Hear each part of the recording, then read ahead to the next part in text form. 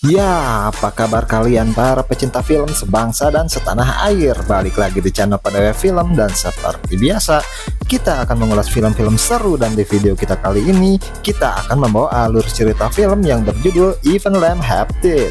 Film ini tayang pada tahun 2015 dan seperti biasa kita langsung saja ke ceritanya.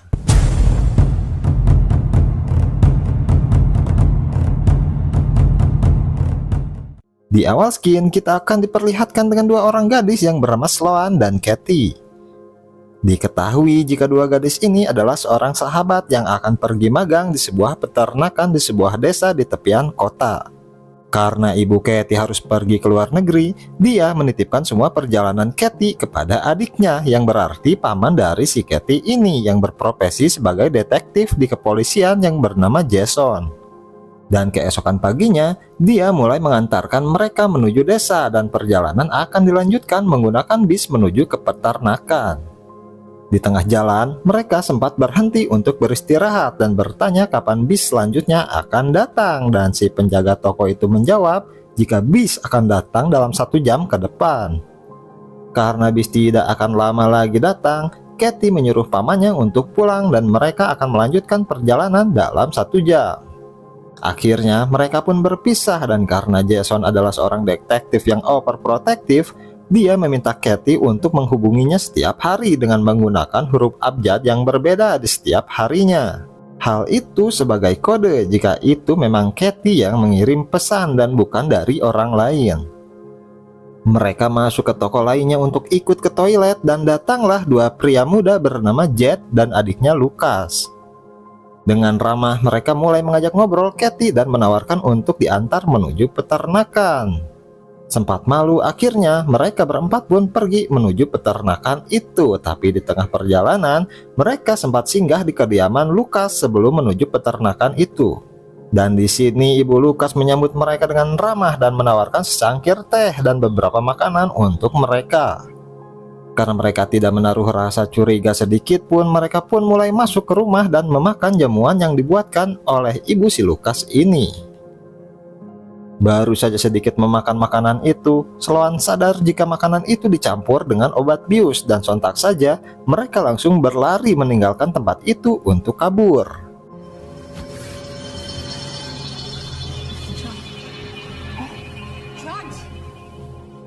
Namun sangat disayangkan jika obat bius itu langsung bekerja dan alhasil Katie dan Sloan pun kembali ditangkap dan dimasukkan ke dalam rumah si Lucas itu.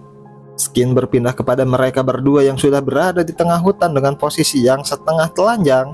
Mereka mulai panik berteriak meminta bantuan dengan posisi kaki yang sudah dirantai.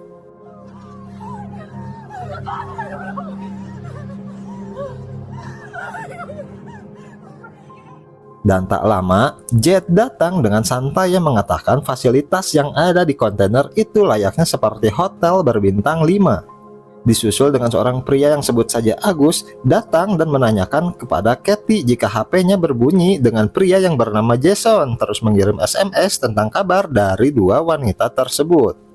Agus di sini mencoba membalas jika mereka baik-baik saja, namun karena Jason yang meminta Katie menghubungi dengan kata awal di huruf abjad, ini malah menjadikan Jason sadar jika SMS itu bukan dikirim oleh Katie dan membuat Jason sedikit curiga dengan keadaan mereka. Skin berpindah kepada Katie dan Sloan yang dipaksa untuk mandi dengan tiba-tiba datanglah seorang sheriff kota itu yang seperti akan menolong para gadis itu.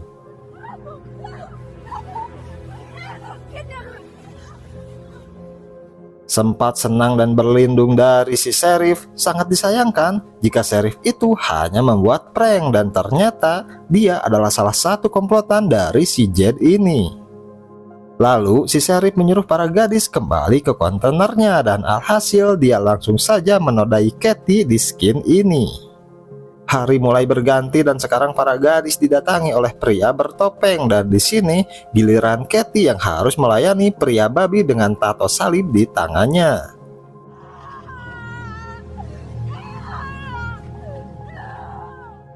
Katie hanya bisa menangis meratapi nasibnya dan Skin beralih kepada Jason yang mulai curiga jika ada sesuatu yang terjadi ke keponakannya. Dia mulai mendatangi Sheriff untuk melaporkan hilangnya dua gadis yang jelas saja si Sheriff sangat menutupi hal tersebut. Kembali ke Katie dan Sloan, di sini Agus sudah mendengar jika seorang detektif sedang mencari keponakannya yang mereka culik.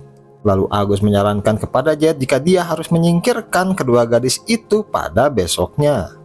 Katie yang sengaja mengintip dan mendengarkan obrolan mereka, sontak dia harus pergi dari tempat itu sebelum hari esok, dan Jason yang terus mencari Katie mencoba untuk mengunjungi toko yang sebelumnya Katie datangi, dan di sini si penjaga toko menjelaskan semuanya dan menyadarkan Jason jika mereka memang diculik oleh para pria dengan mobil bak berwarna biru.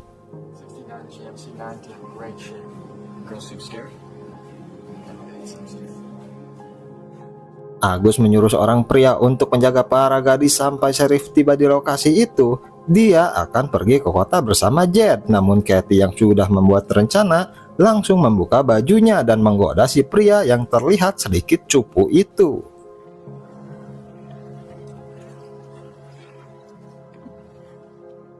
Dengan aksi liarnya, Katie langsung menggigit leher pria itu hingga tiada, dan pada akhirnya Katie berhasil membuka borgol yang selama ini mengikat di kakinya.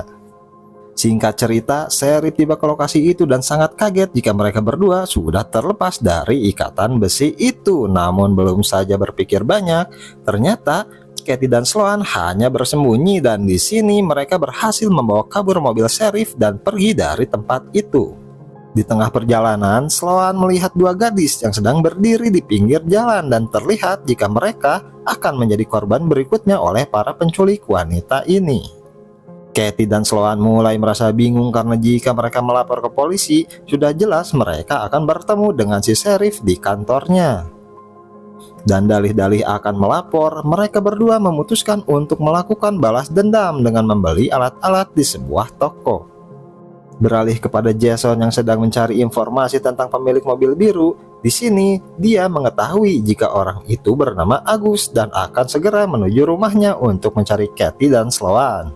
Skin berpindah kepada Agus yang memang benar sedang santai di rumahnya. Di sini Katie sudah ada di sana dan langsung melemparkan bola penuh paku ke wajah Agus sampai dia tidak sadarkan diri.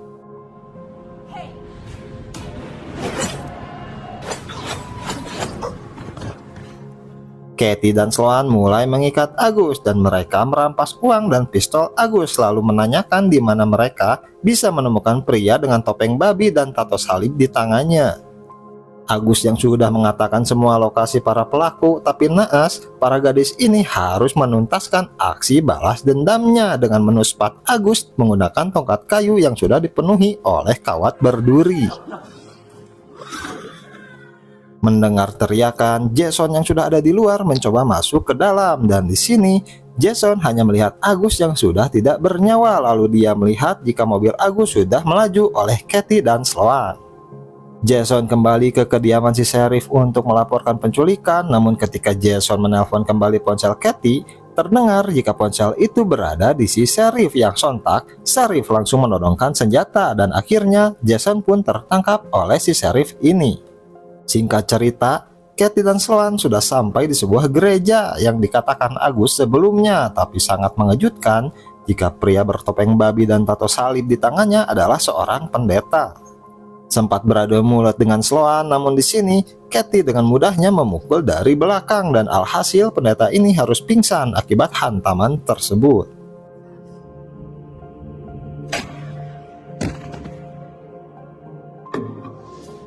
Perjalanan dimulai kembali dan pada mereka menepi sebentar untuk masuk ke toko, terlihat jika si pendeta telah diikat ke mobil dan digusur di sepanjang perjalanan. Katie masuk ke toko dan membeli banyak bensin, lalu pada akhirnya si pendeta ini pun harus terbakar dengan penuh luka di wajahnya.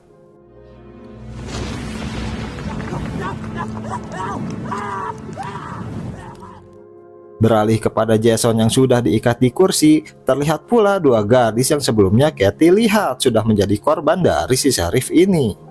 Lalu tiba-tiba saja Katie sudah berada di belakangnya dan kembali hantaman keras membuat Sheriff tidak sadarkan diri. Sheriff tersadar dan terlihat jika dia sudah terikat di kursi, dan di sini Katie dan Sloan meledek si Sheriff dan mempermainkannya, lalu alhasil Sheriff pun harus kembali meninggoy di skin ini.